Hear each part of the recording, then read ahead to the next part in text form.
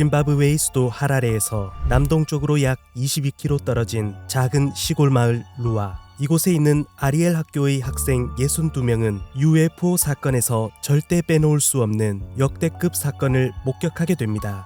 1994년 9월 16일 금요일 오전 10시 쉬는 시간 학교 운동장에 있던 학생들은 하늘에서 처음 보는 형태의 비행체가 학교 방향으로 다가오는 것을 목격합니다. 당시 매점에서 자원봉사 중이던 학부모 앨리슨 커크먼은 다급하게 달려오는 학생들을 보게 됩니다. 학생들은 겁에 질린 듯 보였으며 그중 루크라는 학생이 학교 운동장 바로 너머에 검은 옷을 입은 작은 남자가 있다며 달려오고 있었습니다. 교무실에서 회의를 끝마친 교사들에게도 겁에 질린 채 학생들이 뛰어와 이 사실을 알리기 시작했습니다. 이 상황을 단번에 이해하지 못한 교사들은 일단 학교 운동장으로 나가게 되는데 학생들은 겁에 질린 듯 패닉에 빠져 뛰어다니고 있었습니다. 이미 회의로 인해 1시간이 훌쩍 지나 상황은 모두 종료된 상태였기에 당시 교사들은 특별한 것을 발견할 수 없었습니다. 교사들은 학생들이 무언가를 잘못 본 것이라 여기고 학생들을 돌려보내고 단순한 해프닝으로 끝나는 듯 했습니다.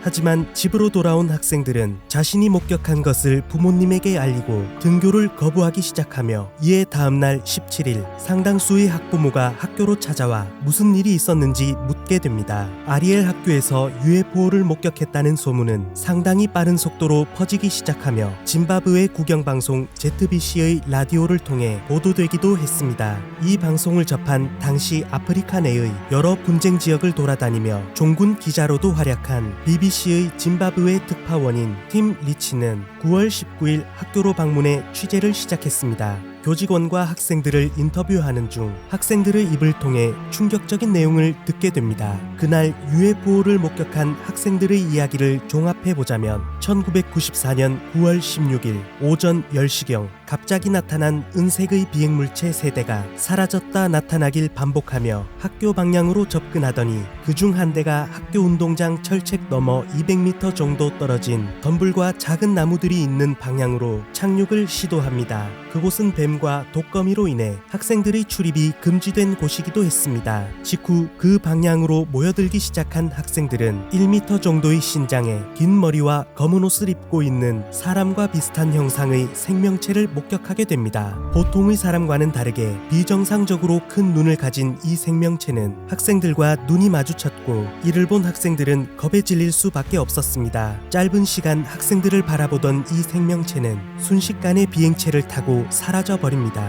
이 사건을 당시 모여든 학생 약 60명이 생생하게 목격하게 된 것입니다. 마찬가지로 이 소식을 들은 뮤폰 소속의 UFO 연구가 신시아 하이드가 9월 20일 찾아와 학생들과 이야기하며 직접 본 것을 그림으로 그려달라 요청했습니다. 그러자 팀 리치와 하인드가 인터뷰했던 학생들의 증언은 모두가 한 사건을 목격한 것처럼 놀랍도록 일치했습니다. 특히나 개별적으로 진행한 인터뷰에서 당시 운동장에 60명이 넘는 학생들이 순차적으로 몰려들며 일찍이 현장에 도착해 모든 상황을 목격한 학생들부터 늦게 도착해 외계인 혹은 떠나가는 UFO만 본 학생들까지 시간적인 순서로 보아도 그 과정이 정확히 맞아떨어지는 놀라운 증언이었습니다. 당시 인터뷰를 진행하던 팀 리치는 분쟁 지역에 관련된 내용은 다룰 수 있지만 아리엘 학교의 UFO 사건은 자신의 힘만으로는 불가능하다고 판단해 하버드 대학교 정신의학과 교수였던 존 맥에게 추가적인 도움을 요청합니다. 그해 12월 2일 아리엘 학교로 찾아온 존 맥은 팀 리치와 함께 다시 한번 인터뷰를 진행하면서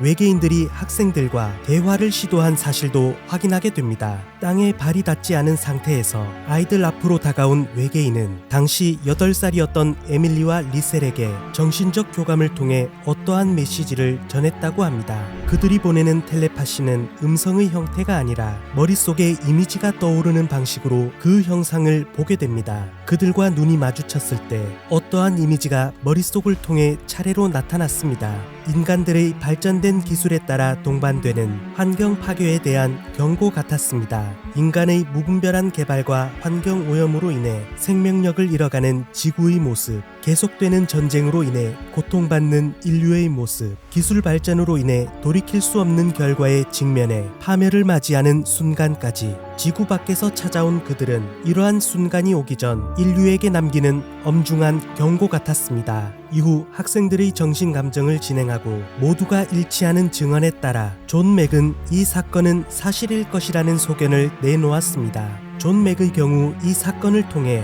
UFO 사건에 깊게 파고드는 계기가 되기도 했습니다. 아리엘 학교 UFO 목격담은 여러 분야의 전문가들이 인터뷰에 참여한 결과 신빙성이 매우 높다 판단된다며 전 세계에 소개되기도 했습니다. 아리엘 학교는 UFO의 공식적인 입장을 드러내지는 않았지만 당시 학교의 교장이었던 콜린 맥키는 인터뷰를 통해 학생들의 일치하는 증언과 그림을 본 순간 무언가를 본 것에 대해서는 확신한다고 말했습니다. 하지만 일부의 전문가들은 목격담에 대해 군중 심리가 만들어낸 집단 히스테리라는 회의론적인 의견이 있었습니다. 회의론자였던 브라이언 더닝은 당시 UFO는 아프리카에서 유행처럼 퍼지고 있었고 아리엘 학교 사건이 있기 전 9월 14일 러시아에서 발사한 위성 코스모스 2290의 발사체 제니트2 로켓이 재진입하며 떨어지는 것을 보고 많은 사람이 UFO로 오인한 상황이라 이를 통해 짐바브웨 전역에 유행처럼 퍼진 UFO 열풍에서 찾아온 집단 히스테리 현상이라는 의견이었습니다.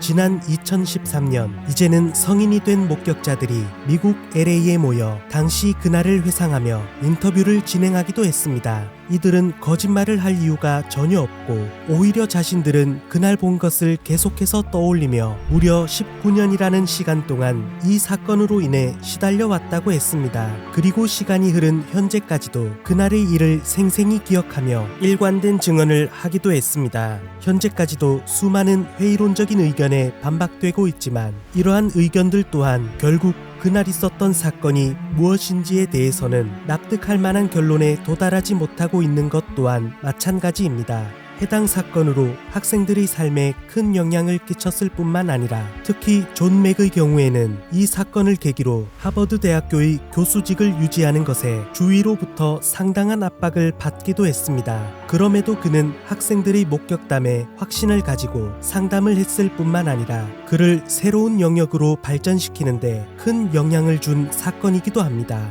이렇듯 아리엘 UFO 사건을 접한 이들에게는 외계인의 존재에 확신을 심어주는 계기가 된 사건이었습니다. 그날 아리엘 학교 62명의 학생이 목격한 비행체와 생명체의 정체는 무엇이었을까요? 그리고 그들이 학생들을 통해 전하고자 했던 메시지는 과연 무엇이었을까요?